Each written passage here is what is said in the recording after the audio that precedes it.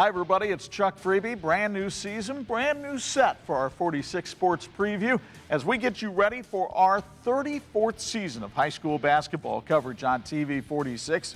But as always, we look at all the games going on in the area, and the Northern Indiana Conference features some dandies in the first week of the conference season.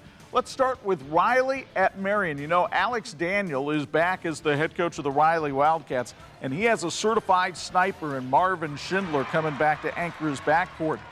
The NIC football MVP Caleb Francis will give him some hops and quickness in the front court, but this is still a young and inexperienced Riley squad, so we'll see how they're able to handle themselves on Friday night because they have a big challenge in squaring off with the number 2 team in Class 3A, and that is Rob Berger and the Marion Knights. Now, the Knights look solid defensively in their 48-34 opening win over Goshen Tuesday night. Of course, you've got Declan Sullivan, number 1. He drives and penetrates, makes things happen. Guys like Zion Rhodes on the inside and Darian Thornton give Marion some strong inside play. Jackson Price can ring it up from the outside as well. Maybe not quite as strong as Marion a year ago, but still a very formidable team. Should be a good one at Demetrius Jackson Court. Also in the NIC, St. Joe and Adams renew their rivalry. Both of these teams looking for their first win. Of course, Adams hasn't played a game yet. But when you talk about St. Joe, you talk about the talent of Chase Konechny on the inside. Eric Gaff really relying on his sophomore last year, and Konechny scored 15 points a game for the Indians last season, had that many in their season opening loss to Concord on Tuesday night. They need support from some other underclassmen, guys like Brashawn Woods and Jace Lee, who give the Tribe some quickness. Meanwhile, the Indiana All-Stars coach Chad Johnston has to find a way to replace his walking double-double Tommy Snyder for the Eagles this year, but Britton Van scored 13 points a game last season. He's back, so too is Jeremiah Love. This will be an interesting opener for the Eagles over at Hadaway's Shack on Friday night. A pair of teams looking for their first win of the season meet at the Airy down in Walkerton as Elkhart goes to John Glenn. Boy, Kyle Sears and his Elkhart Lions have really faced a meat grinder in the opening part of the season. They're 0-3. They have played Northridge, Chesterton, and Washington. That young man, Jacob Windy, gives the Lions some outside shooting, but they really missed Marion Anderson on the inside right now. He is sitting out of suspension. That puts the onus on guys like Marion Dye and Tamari Morris to score on the inside, which they're more than capable of doing. But when you talk about inside scorers, well, you got to go down to John Glenn and you got to talk about big Bryson Hanna down there playing for his dad, Travis, the head coach of the John Glenn Falcons. Now, Noah Dribblebus gives them an outside presence, but it's Hanna who is the big fella on this team. He had 35 on Tuesday night in their loss to South Bend Clay.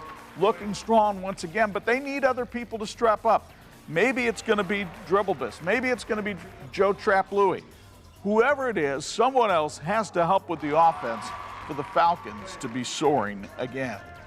Meanwhile, it's a top 10 showdown in Napanee on Friday night. Triton is number 9 in the Class 1A poll, and of course Northwood number 1 in Class 3A. Let's start with Jason Groves and the Triton Trojans. Remember, they won a sectional championship a year ago, but they had some heavy graduation losses from that team. This young man, though, Cole Shively, back with the Trojans this season, and he is a guy that can put double figures on the board on virtually any night.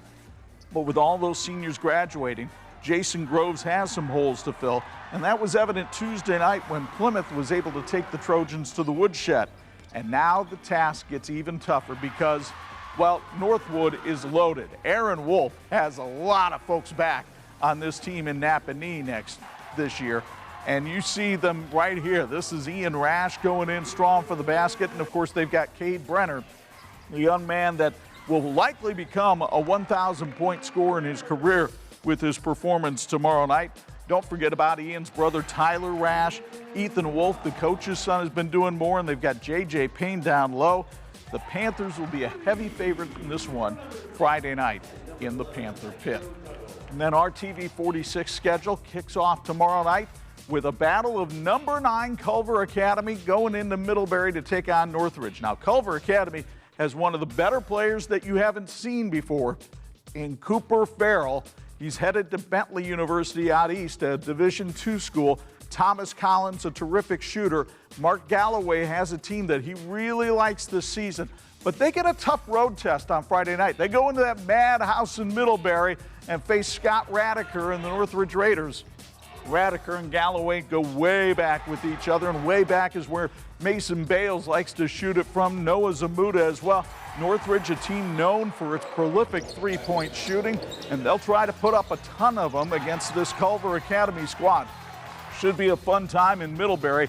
We'll have it for you on our YouTube and Facebook live streams right around 7:45, and then we'll show it to you Friday night at 11 and Saturday morning at 9 on your home for high school sports, TV 46. Can't wait to be reunited with Bo Hunt after a couple of weeks away. Craig Heatherly will join us on the sidelines. Hope you'll join us too. Chuck Freeby saying thanks for watching on social media.